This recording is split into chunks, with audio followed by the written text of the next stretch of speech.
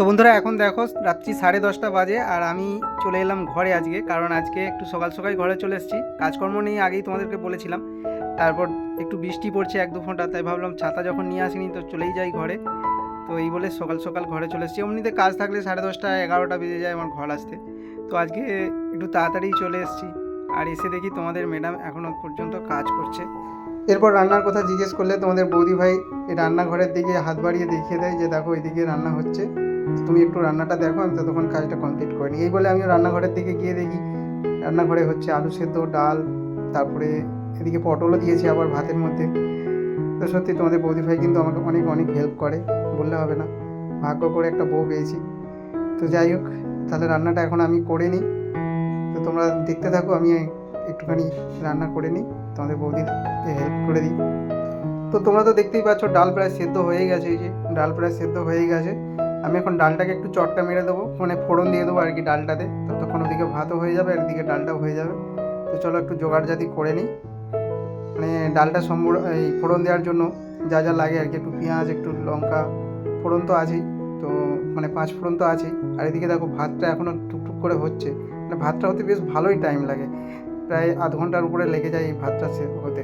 কারণ মধুর চাল, তোমরা যারা আহমেদাবাদে থাকো বাঙালিরা, তারা বেশিরভাগ জানবে যে মধুর চাল কতটা সময় লাগে। তো চলো আমি এখন পেঁয়াজ টিয়াজগুলো কেটে নিই, তারপরে ডালটা যখন ফোড়ন দেবো তখন তোমাদেরকে দেখাচ্ছি। তো এই যে দেখতে দেখতে আমি একটু নিচে বসে পেঁয়াজটা কেটে নিলাম, কারণ রান্নাঘরে না বেশি জায়গা নেই। আমি যে তোমাদেরকে দেখাবো সেইটা জায়গাটা একদম শর্ট, ছোট্ট জায়গার উপর তোমাদের প্রতিভায় দাঁড়িয়ে দাঁড়িয়ে রান্না করে। তোমরা হয়তো অনেকেই ভিডিওতে এর আগেও দেখেছো। তো যাই হোক, এদিকে পেঁয়াজ কাটা কমপ্লিট হয়ে গেছে। আমিও কড়া বসিয়ে দিয়ে যে গ্যাসটা জ্বেলে দিলাম, মানে ডালটাকে ফোড়ন দেওয়ার জন্য। আর ওদিকে ভাত কিন্তু হতেই আছে, মানে ভাত তো বহুত টাইম লাগে, তোমাদেরকে আগেও বলেছি। আর চলো এবার দেখি আমি ডাল করতে পারি কিনা। ডাল আগে করেছি অনেক দিন আগে, যখন মানে তোমাদের বৌদি ভাই আমার সাথে থাকতো না তখন করেছি, দোকানে রান্না করতাম। কিন্তু অনেক দিন হয়ে গেল করছি, অনেক দিন পর আর কি। তোমাদের বৌদি ভাই যতদিন আছে ততদিন তো আমাকে সেইভাবে করতে হয়নি। সবজি করেছি 2-1বার, কিন্তু এই ডালটা করিনি। ডালটা তোমাদের বৌদি ভাই বেশিরভাগই করে নেয় আর কি। তো চলো আমি দিয়ে দিলাম কড়াই একটু তেল। ব্যাস, এবার তেলটা গরম হয়ে যাওয়ার সঙ্গে সঙ্গে আমি দিয়ে দিলাম শুকনো লঙ্কা, যেটা সবার প্রথম দিতে হয়। তো দিয়ে দিলাম কিছু 5 ফোড়নে দিয়ে দিলাম অল্প একটু। চলো এবার দিয়ে দেবো পেঁয়াজ। তো পেঁয়াজ দিয়ে দিয়েছি, এবার পেঁয়াজটাকে একটু হলে ভালো করে ভেজে নিই। তারপরে এই সেদ্ধ করা ডালটাকে ঢেলে দেবো আর আমার চটকা মাটা তাহলেই হয়ে যাবে। তো পেঁয়াজটা একটু ততক্ষণ ভাজুক। আর ওদিকে তোমাদের বৌদি ভাই এখনও কাজ করছে, কতক্ষণে হবে কে জানে। এদিকে কিন্তু অবশ্য ভাত তরকারি হতে হতে হয়ে যাবে বললো আর আধ ঘন্টার মতো লাগবে। আর ভাত তরকারি হতেও, এই ভাতটা হতেও আধ ঘন্টাই সময় লাগে। জাস্ট এই কিছুক্ষণ আগেই জাস্ট বসিয়েছে। ডাল সেদ্ধ হয়ে গেলে কী হবে, কিন্তু ভাত হতে ভালোই টাইম লাগে।